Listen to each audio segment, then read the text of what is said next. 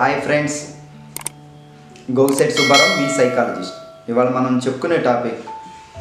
మనం ఎప్పుడైనా డిప్రెషన్లో ఉన్నా, ఎప్పుడైనా నిరాశ నిస్పృహలకి లోనైనప్పుడు, మనం ఒంటరిగా అనిపించినప్పుడు, మనకెప్పుడు ప్రతిరోజు ఇలానైనా రొటీన్ లైఫ్ అని బోరు కొట్టినప్పుడు, మనం ఎప్పటికప్పుడు దాన్ని ఎప్పటికప్పుడు గుర్తు తెచ్చుకొని బాధపడుకునే కన్నా మనం ఎలా దాన్ని ఓదార్చుకోవాలి, ఎలా డిప్రెషన్ నుంచి మనమే ఎలా బయటికి రావాలి, ఎలా ఆ యాంగ్జైటీ స్ట్రెస్ నుంచి బయటికి రావాలి అనేది ముందు మనకు తెలిస్తే మనం ఎంతో హ్యాపీగా ఆ డేని కానీ ఆ లైఫ్ని కానీ గడిపే అవకాశం ఉంటుందండి.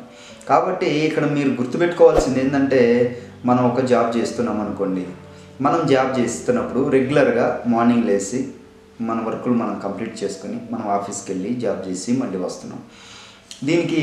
మనకి ఇదే రొటీన్ అయిపోయింది. ఎప్పుడు ఇదేనా, నేను ఏదో ఎక్స్పెక్ట్ చేశాను, ఏదో రావాలి, ఏదో కావాలి, అందరు అలా ఉన్నారు, వీళ్ళు అలా ఉన్నారు, నేను అలా లేను, ఇంకా అని చెప్పేసి అచీవ్ చేయాలని చెప్పేసి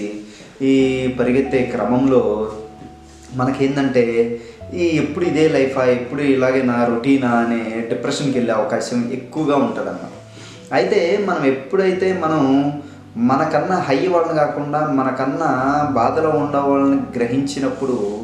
వాళ్ళని తలుసుకున్నప్పుడు వాళ్ళకన్నా చాలా బెటర్గా ఉన్నాం కదా అని మనకు మోటివేషన్ వచ్చి మనమే సెల్ఫ్ మోటివేట్ అయ్యి మనమే యాక్టివ్గా పనిచేసుకునే అవకాశం ఉంటుంది. కాబట్టి మనం ప్రతిరోజు నిరంతరం మార్నింగ్ లేచి అన్నీ మన వర్కులు మనం కంప్లీట్ చేసుకుని జాబ్కి వెళ్ళి, వర్క్కి వెళ్ళి, ఆఫీస్కి వెళ్ళి, మళ్ళీ రిటర్న్ ఇంటికి వచ్చి, మళ్ళీ నైట్ నిద్రపోయి, మళ్ళీ మార్నింగ్, ఇలాంటివన్నీ ఎప్పుడైతే సజావుగా సాగుతున్నాయో వీటికి మించిన హ్యాపీనెస్ ఇంకోటి లేదనేది మీరు గ్రహించాలి. ఎందుకంటే ఎంతోమంది పాపం చేయడానికి వర్క్ లేక, నచ్చిన వర్క్ దొరకక, హెల్త్ బాగోక, ఆరోగ్యం బాగోక హాస్పిటల్లో ఉంటూ, మన రకరకాల డిసీజుల బారిన పడుతూ, రకరకాల డిప్రెషన్లో ఉంటూ, రకరకాల ట్యాబ్లెట్లు వేసుకుంటూ, రకరకాల ప్రయాణాలు చేస్తూ, ఒక ప్లేస్లో కాకుండా ఇలా రకరకాల వాళ్ళందరితో పోలిస్తే మనం మార్నింగ్ లేచి మన వర్కులు మనం కంప్లీట్ చేసుకుని మన జాబ్ చేస్తూ మళ్ళీ ఈవినింగ్ వచ్చి మన పని మనం చేసుకుంటున్నప్పుడు మనం ఎంతో వాళ్ళకన్నా చాలా బెటర్ లైఫ్ లీడ్ చేస్తున్నాం అనేది మీరు గుర్తుపెట్టుకోవాలి. ఎందుకంటే పాపం వాళ్ళకి డిసీజులు వచ్చి హాస్పిటల్ పాలయ్యి, హాస్పిటల్లో ఉండి ఈ రకరకాల ట్రీట్మెంట్లు తీసుకుంటూ వాళ్ళందరితో పోలిస్తే మనం ఎంత హెల్తీగా ఉన్నాము, ఎంత ఆరోగ్యంగా ఉన్నాము, ఎంత వర్క్ మనం చేసుకోవడానికి వర్క్ ఉంది, మనకు ఫ్యామిలీ ఉంది, మళ్ళీ ఇంటికి వస్తున్నాం, మళ్ళీ వెళ్తాను, ఏ రోజుకి ఆ రోజు మనం హ్యాపీగా ఉండాలే. కానీ మనం ఇంకొకరు మనకన్నా పై వాళ్ళు అంత సంపాదిస్తున్నారు, వీళ్ళు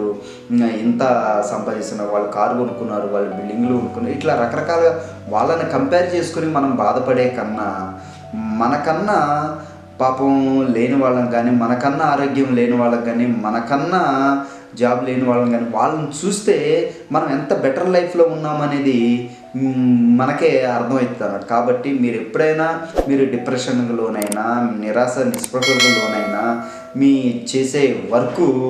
మీకు ఇష్టం లేకుండా ఎప్పుడు రొటీన్గా అనిపించినా, ఎప్పుడైతే అలాంటి అనిపిస్తున్నాయో అలాంటి టైంలో ఇలాంటివి ఊహించుకోండి, ఇలాంటివి తెలుసుకోండి. ఇలాంటి వాటి గురించి మళ్ళీ మనం తెలుసుకుని, అరే వాళ్ళందరికన్నా నేను బెటర్గానే ఉన్నా కదా, వీళ్ళకి హెల్ప్ చేసే రేంజ్లో నేను ఉన్నాను కదా, వీళ్ళకి సహాయం చేసే రేంజ్లో ఉన్నా కదా, వాళ్ళకన్నా నేను హెల్తీగా ఉన్నాను కదా, వాళ్ళకన్నా నేను హ్యాపీగా ఉన్నాను కదా, వాళ్ళకన్నా నేను వర్క్ చేసే స్టేజ్లో ఉన్నా కదా, వాళ్ళకన్నా నేను ఎంతో కొంత సంపాదించుకుంటున్నాను కదా అని ఎప్పుడైతే మనం రియలైజ్ అయ్యి మనం అనుకుంటూ ఉంటామో, మన ఆరోగ్యం కానీ, మన యాంగ్జైటీ, స్ట్రెస్ కానీ, డిప్రెషన్ కానీ ఇలాంటివి దరిచేరనివ్వకుండా, ఎక్కువ రోజులు అలాంటివి కంటిన్యూ అవ్వకుండా, స్టార్టింగ్లోనే ఆ ఆలోచన విధానాన్ని మార్చుకుంటూ, ఆ మైండ్ సెట్ని మార్చుకుంటూ మళ్ళీ రెగ్యులర్ లైఫ్లోకి మనం హ్యాపీగా, యాక్టివ్గా, ఎంజాయ్గా చేసే ప్రాసెస్లోకి మనం ముందుకెళ్ళే అవకాశం ఉంటుంది అన్నమాట. కాబట్టి మనం పక్కన వాళ్ళని, మనకన్నా పైన వాళ్ళని కంపేర్ చేసుకోవటం కన్నా, మనకన్నా లేని వాళ్ళని కంపేర్ చేసుకుని మనం యాక్టివ్గా ఉండి నెక్స్ట్ మనం బెటర్ పొజిషన్కి వెళ్ళే అవకాశం ఉంటుంది. కాబట్టి ఆ విధంగా ప్రయత్నం చేసి చూడండి, మీరు ఇంకా ముందుకెళ్ళి ఇంకా పైకి వెళ్ళే అవకాశం ఉంటుంది అనేది గుర్తుపెట్టుకోండి.